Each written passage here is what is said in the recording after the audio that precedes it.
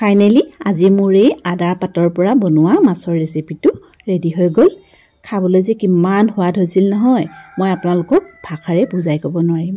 সঁচাকৈ মই খাই হেঁপাহে নপলালে জানেনে। মই আকৌ দুদিনমানৰ পিছতে বনাই খাম।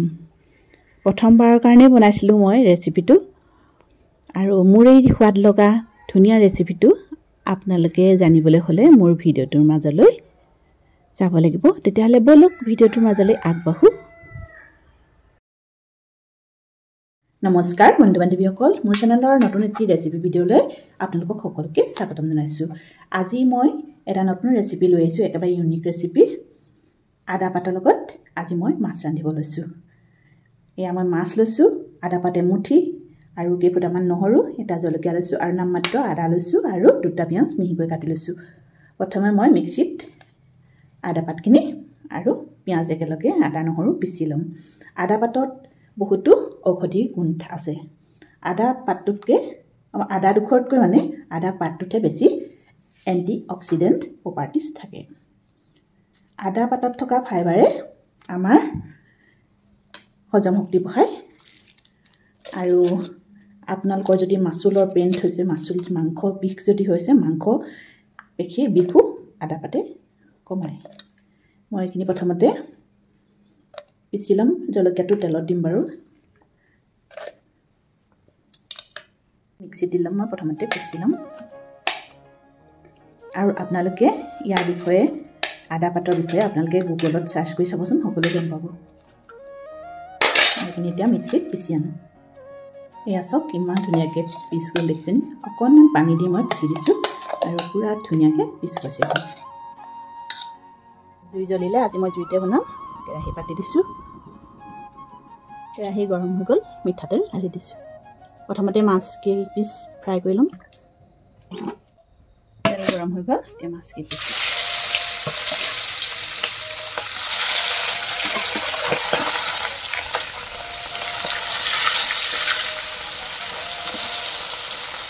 ঠাণ্ডা দিনত জুই বন্ধাৰ মজাই বেলেগ।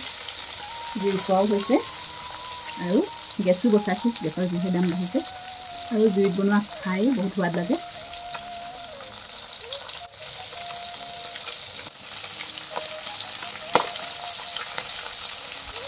মাছ কেইপিচ হৈ গ'ল, কাটি থৈ লওঁ এতিয়া।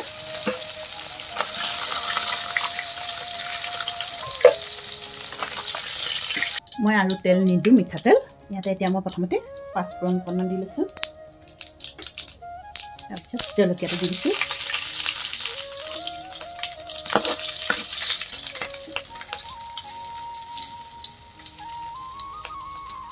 এতিয়া আদা নহৰু, আদা পাতৰ যিটো পেষ্ট বনাই থৈছিলোঁ সেইটো দি দিছোঁ।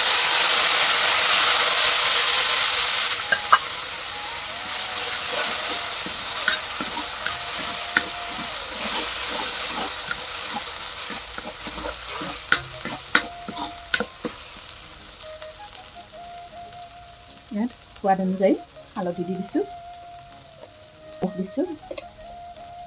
জিৰা পাউডাৰ আধা চামুচ দিছোঁ, ধনিয়া পাউডাৰ 1 চামুচ দিছোঁ, আৰু মছলা নিদিওঁ মই।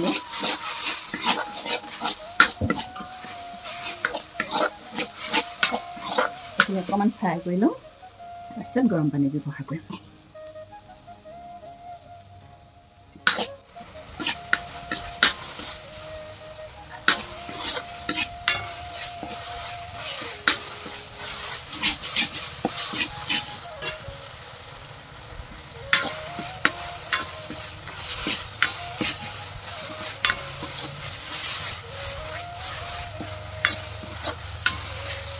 এতিয়া ইয়াতে মই গৰম পানী দি দিছোঁ।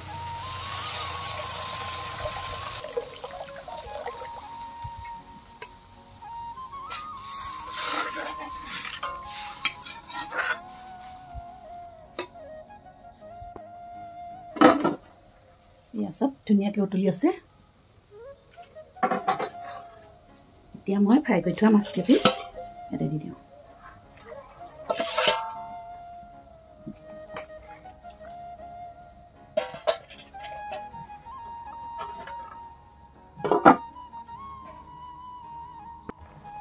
চব কি ধুনীয়া উতলি আছে।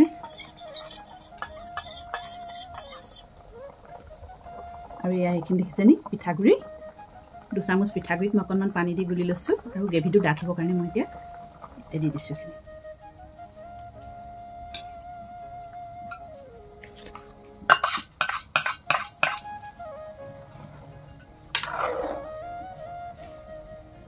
এতিয়া অকণমান মাছখিনি সিজালৈ যাব লাগিব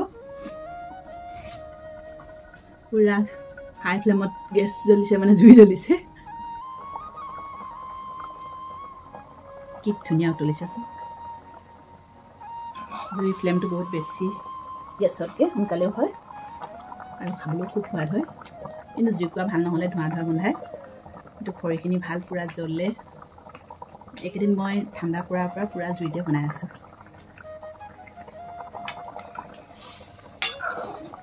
খুব বেছি 5 মিনিট লাগিব